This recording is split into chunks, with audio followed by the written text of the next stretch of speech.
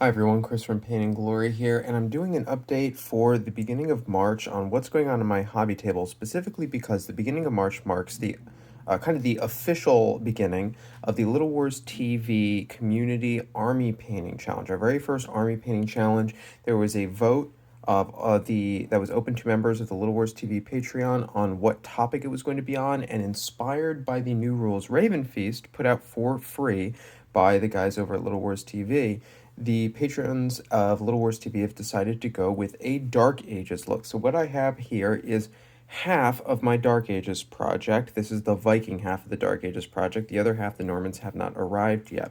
And so what I have here is approximately, I think it's 61 figures. They're actually in 15 millimeter, not 28 millimeter. Myself and a couple of other people have decided to go with 15 for reasons I'll get into in a second.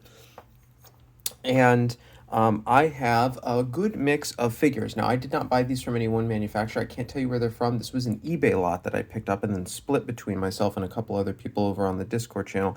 So I have kind of a good mix here. A little light on some areas I might fulfill with 3D printing later on. I've got 7 Berserkers. I've got this one kind of random priest here holding up his little Thor's hammer who's going to be really fun to paint up.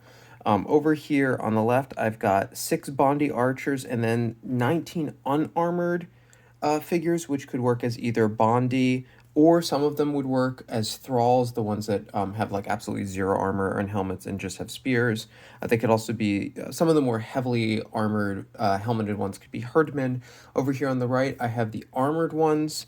They're going to be my herdmen or my huskarls. You can see this guy with an axe. Some of these herdmen are going to work as my jarls, like this particularly heroic bearded looking guy right here. You'll also notice none of them have shields right now. Some of them have the shield sculpted on, and some of them have a little nubbin on their hand that's a little hard to see. I have the shields back here that I'm going to be painting up and then attaching about halfway through the painting process, just so it's easier to get at various parts of the figures. And then finally, I normally wouldn't buy cavalry for Vikings, or maybe just a handful, but this set came with some cavalry, so I might use these occasionally as a mounted leader in the game, or just as a handful of Viking cavalry figures. But there's only a couple in here. There's 7 of them. Now, one of the reasons that I and a couple of us decided to go with 15 millimeters because 15 millimeter can work for skirmish games, and for that, I'm actually going to be using these bases that I designed and 3D printed. For the individual figures, they'll be using these round bases. These are 13 millimeters, and then for the cavalry, they're going to be used these are 25 by 12 millimeters, and I've designed them to have hollows on the bottom for magnets, either 8 millimeter by 1 millimeter magnets or 5 by 1 millimeter magnets. And if you're playing in skirmish mode, this is pretty small. You can see if one of these figures would pretty easily fall over if you hit it.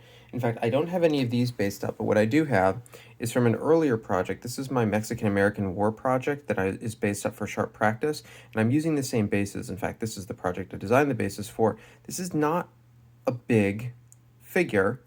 You can see the magnet underneath. This is an older version, that's why the hole is bigger. And they magnet pretty well. This is a magnetic storage sheet that I use.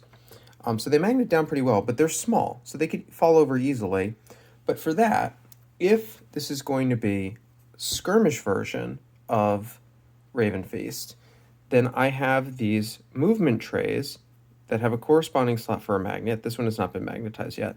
This is 20 millimeter. So you put it in here, and then all of a sudden you have a 15 millimeter figure on a 20 millimeter base, which is pretty common, I think, for people playing skirmish in 15 millimeter.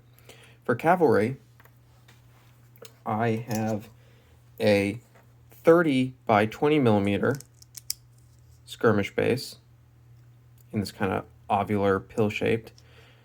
And then one of the reasons I went with 15 is because this works really well for the optional big battle rules for Ravenfeast.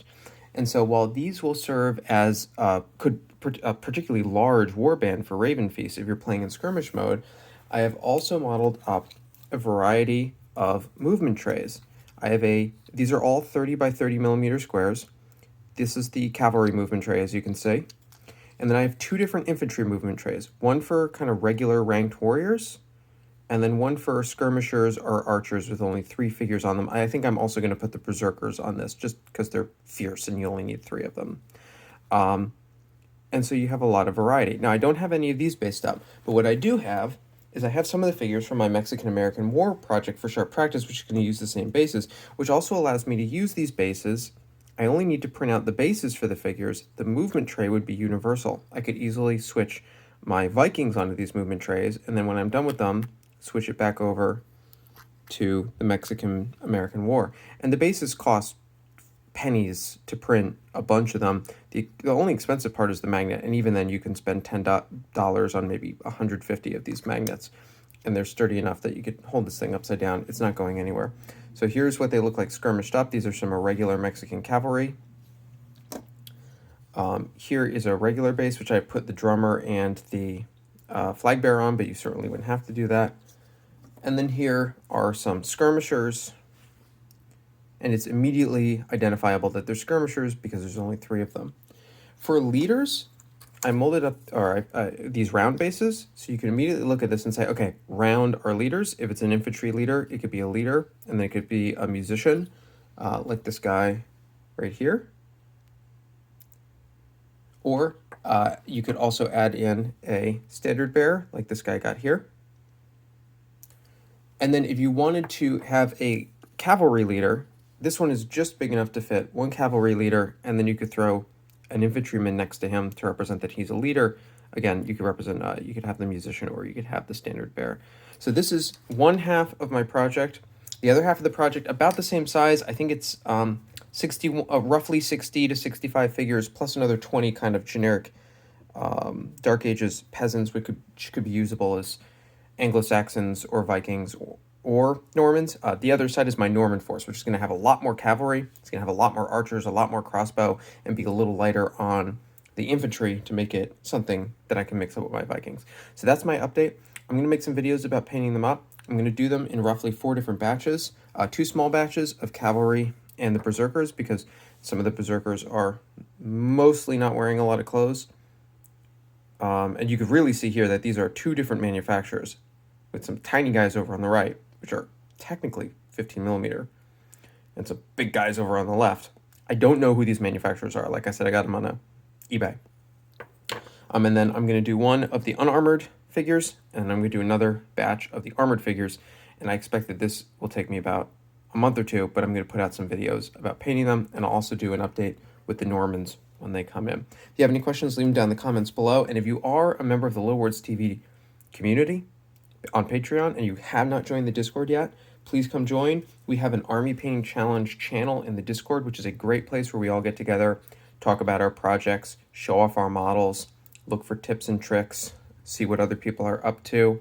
And we're going to be collecting pictures of what people are up to, and that's going to get posted to the Little Wars Patreon blog on the 1st of every month. So that first post about what people have been getting up to in the month leading up to the beginning, collecting their minis, a couple people getting a little bit of a head start, that post is going to go out on Monday, March 1st.